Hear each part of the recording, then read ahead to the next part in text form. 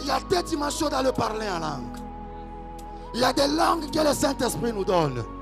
Il y a aussi une dimension supérieure que j'appelle la combinaison de mots de pouvoir. Vous êtes instructeur spirituel, kabbaliste et astrologue, il faut le dire, un géologue aussi, tout à la fois. Alors, qu'est-ce que c'est qu'un mot de pouvoir? Un mot de pouvoir, c'est un mot qui a du pouvoir. C'est un mot qui permet de pouvoir accéder à un certain plan, à créer une certaine manifestation. Talita Kumi, c'est une combinaison. Eloi, Eloi, lama sabachthani, c'est une combinaison. Des mots de pouvoir, il a combiné. Mais tu as des mots de puissance, des mots de pouvoir qui vont commander tes opérations. Ça veut dire que tu peux prendre la terre, mais tu vas prononcer un mot sacré pour que cette terre devienne sacralisée. Tu peux prendre de l'eau, tu peux prononcer le mot sacré et l'eau devient sacralisée. Ça veut dire imprégner la chose d'une énergie spirituelle vibratoire. Je peux prendre ton habit, je consacre ton habit et ça devient un objet de magie qui soigne les gens. Tu vas pas dire mon habit n'a jamais sonné quelqu'un. Les trois mots de pouvoir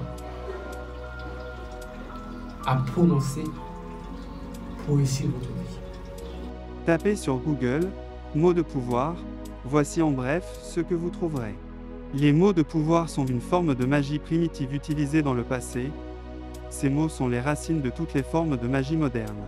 Bien-aimé, quel est le rapport entre les mots de pouvoir et le parler en langue? Ça veut dire que ces faux prophètes mélangent les mots de pouvoir avec leur pseudo-parler en langue. Les mots de pouvoir sont des paroles incantatoires.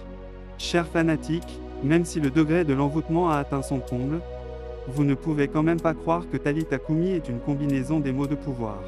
C'est clair dans la Bible, comment ne voyez-vous pas cela? Talita Kumi, c'est en langue araméenne, ce qui signifie « jeune fille, lève-toi ».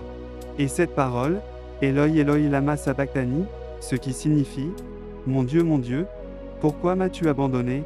Retenez que Jésus parlait couramment l'araméenne, c'était une langue commune. Lisez votre Bible s'il vous plaît, ayez au moins pitié de votre propre âme. Voilà les aveugles qui répondent Amen à quelqu'un qui dit des mensonges à l'égard de notre Seigneur et Sauveur. Mais d'avoir aussi la grâce de la science de tous les mystères. Et quand je le dis, je pèse mes mots. Et quand je le dis, je pèse mes mots. Vous me connaissez, vous connaissez mes enseignements, vous connaissez ma manière de travailler. Et l'un des hommes qui m'a influencé dans ces choses, c'est l'homme qui nous enseigne ce soir. C'est un homme illuminé. Ces gens ne craignent pas Dieu, ce sont des abominables fils des ténèbres. Depuis bien longtemps, nous avons apporté des preuves que ces hommes sont des agents du diable, des kabbalistes de haut rang, mais les fils de la perdition ne comprendront toujours pas.